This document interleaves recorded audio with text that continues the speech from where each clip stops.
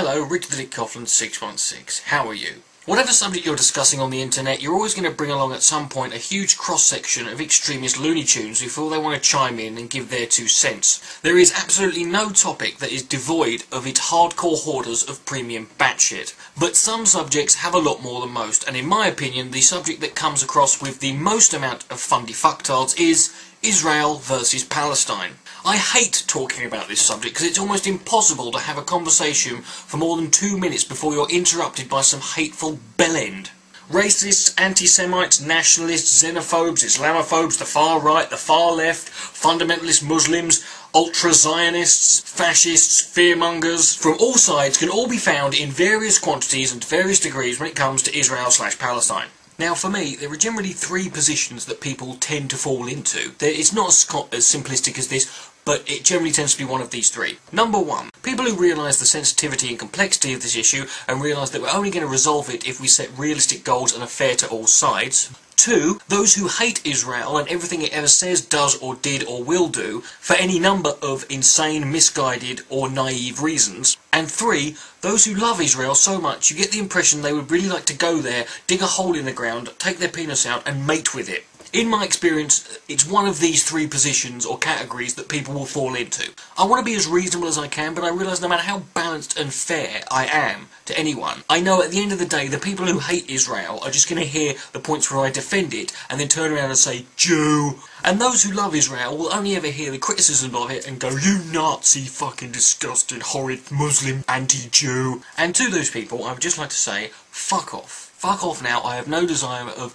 trying to humour, or even attempting to try and humour, the fact that your opinion is relevant to me. To the rest of us, let's continue. Now, Israeli supporters may feel the urge to immediately sit there now and type away one of 2 default arguments that I always hear, which is 1, Israel has the right to defend itself, and 2, Israel has the right to exist. Well, before you waste any of your fucking time trying to type those out, I'd just like to say, I agree with you.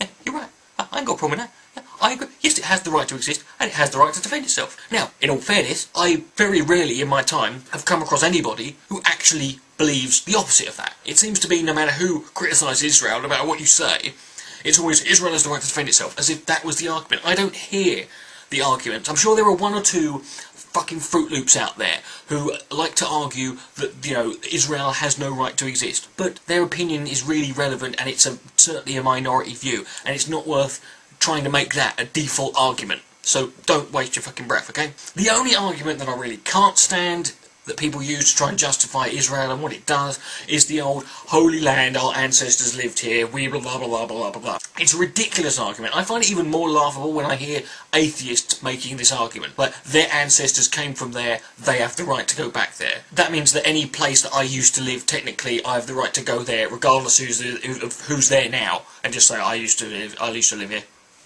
I used to live here, not my ancestors, fuck them, me. Technically, we all descend from Africa, so we can all fuck off there, can we? Our ancestors all came from everywhere, if we worked it out far enough. You know, if we went back far enough, we could walk around anywhere and say, we own this. Well, so anyone who wants to make that argument, all I have to say to you is, cool story, bro. Bottom line is this. Israel is invading and occupying, and has been for 40 years, land that doesn't belong to them. They are evicting people from their homes and building settlements, many of which are only for Jews. For their own people. That's it. And they've built this big fucking security wall that goes all the way around, that has destroyed many Palestinian communities, because Israelis can go back and forth, and the Palestinians can't. It takes them fucking hours to get through. And it's been declared illegal by the UN. That is all that matters as far as I'm concerned. Now, this is where it gets complicated. You see, people have fallen into the trap with this discussion of picking one side that they support and opposing the other side with more vehemence than they support the side that they support. To the point where the people they are opposing, or the side that they are opposing, has now become dehumanised. Do I hold all Israelis accountable for the occupation? No, of course I fucking don't. Do I think Israelis hate all Palestinians and want them to be wiped out? No, I don't. In fact, there are many activist groups within Israel that protest the government, what it does, and protest the wall and the occupation. The same way there were 1 million people walking in the streets many, many years ago opposing the invasion of Iraq. A government's actions are not reflecting of the people, okay? And we need to stop treating it that way. Likewise, I do not prescribe everything Hamas do to the Palestinians. I'm sure there are many people who agree with the actions of Hamas, but that doesn't mean we can treat each Palestinian that way. I know and understand perfectly well that anti-Semitism, in the context of just hatred of the Jews, in its traditional sense, is very real and rife throughout a lot of the Arab world, not just Palestine. Now, do the actions of Israel justify this?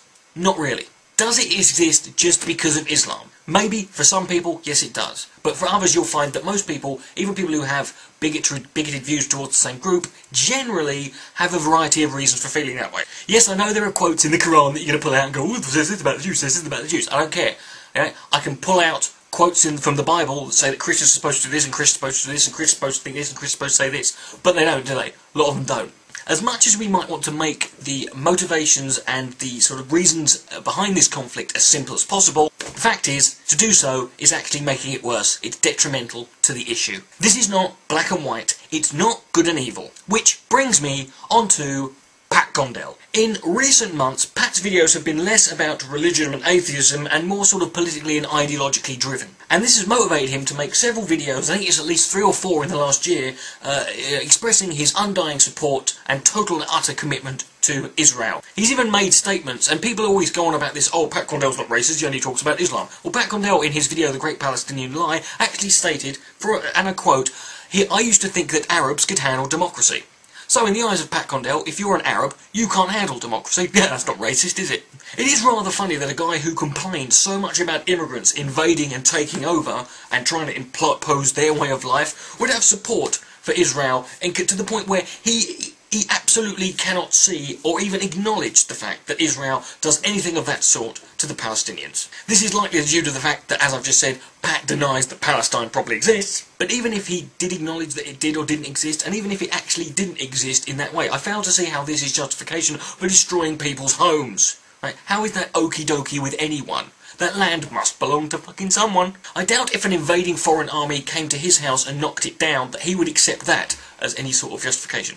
Pat also links and uses anti-Semitic statements made by Hamas about Jews and Israelis, which, by the way, I find disgusting and despicable, just want to make that clear. But what this has to do with anything, I don't really know. I'm less concerned about the crazy statements made by a group of nutters than I am about how likely it is that those groups of nutters can pull off any of those crazy statements. I don't want to have to pull out the death tolls of Israelis and Palestinians over the years. I'm sure we'll see that Israel has been kicking their ass. When Anjem Chowdhury comes to the UK and says one day an Islamic flag will fly over 10 Downing Street, the only thing I find shocking about that statement is that there are actually people out there who take him seriously, who think that this guy's actually got a chance of making this happen. It's quite obvious to me that the Israeli army, military, and the allies of Israel are quite capable of squashing the ever-loving shit out of Hamas, like that if they wish. However, it's not undeniable that Hamas do intend to cause harm, and have done to an extent, and I understand why there is that need or desire to build that wall, because let's face it, these suicide bombings have been reduced to 0 since it's been put up. But does this justify the occupation? No, it doesn't. Plus, if you're gonna use quotes from Hamas against Palestine, then why not do the same with Israel? Why not take quotes that people in charge of Israel have elected leaders in charge of Israel have made, and use that against Israelis. For example, former Prime Minister Ariel Sharon said, "I vow that if I was just an Israeli civilian and I met a Palestinian, I would burn him and I would make him suffer before killing him." Now, is it okay for me to take that quote in order to legitimise any and all attacks that Hamas make against Israel?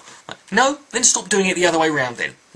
I don't think that if the occupation vanished that suddenly it would all be wonderful flowers of marshmallows and rivers of chocolate through there. No, it wouldn't be that at all. But Pat Condell seems to want to sweep under the carpet every act committed by Israel that is wrong and create this into a good and evil situation. That nothing Israel ever done or has done has exacerbated tensions or made things worse. As if everyone in Israel has said, they're going, "Hey, what are we doing? We're just sat here, we're just minding our own business, we've got Portugal and Schweiz, I was sitting here, I had my bagel with my collar, my fruits, we've got my little hair on, and I'm sitting there," because I imagine everyone who lives in Israel talks like Jackie Mason. But you know, for a guy who hates religion so much, I find it funny that Pat Condell manages to turn almost every problem into the world into the issue of good versus evil, which is as religious a way of thinking as you can possibly get. And then also, amazingly, isn't it incredible that Pat always seems to be on the side of the good guys? He's never wrong about that, is he? Now, there's nothing more religious than that, is there? I realise this might have gone on for a little while, but I'd like to give you an opinion. I'd like to read from you a book and I'm going to read some quotes here. I'm not going to read the whole thing, but it sums up a much more, I think, fair and reasonable way of looking at Israel and Palestine. I had always assumed that the Christians were really in charge because they control America, and America controls Israel. We know, for example, that not all Zionists are Jews. There are a number of influential Christian Zionists who would like nothing better than for the Jews to rebuild their temple in Jerusalem, because they believe that this will herald the second coming of Christ, and as added bonus, the final destruction of those pesky Christ-killing Jews. That's right, the ones who won't convert. Apparently Christ is going to come and show Hitler and the Catholic Church how it should have been done. Meanwhile, the political situation in Israel is like a knotted rope. The harder you try and pull it, the tighter it gets. And this is because both sides remain vigilant against any possible outbreak of peace. Islamists on one hand, and settlement-building Jews on the other. In other words, the people most strongly motivated by their religious beliefs. What a surprise. We know Israel has nuclear weapons, and we're pretty sure it would use them if its existence was seriously threatened. So I think we can all safely assume that Israel is not going to disappear anytime soon without a nuclear war, which would be a disaster for the Middle East. It would turn the whole region into a desert. And why should we even care when Israel has ignored so many United Nations resolutions telling them to get out of the occupied territories, which they just can't bring themselves to do because of Jerusalem and the temple and scripture and prophecy, and the fact that they'd have an awful lot of very angry religious Jews on their hands. Keep the Jewish state, by all means. I like the Jewish state. I've been there. I like the place. I like the people. But you don't need Jerusalem. You're bigger than that. Jerusalem is not a Jewish town, it's an Arab town, and it's time we all started to acknowledge that and live in reality before reality imposes itself upon us in its most unpleasant way imaginable. So please, Jews, do us all a favour and give it back. Do you know who wrote that and said that? Pat Condell, in his video entitled, "What About the Jews?" Isn't it terrible when you get to the stage where you're starting to refute yourself? Oh wait, that's a bit like the Bible, isn't it? You're getting religious one step at a time, Pat. Richard the Dick Coughlan616, good night, may God bless.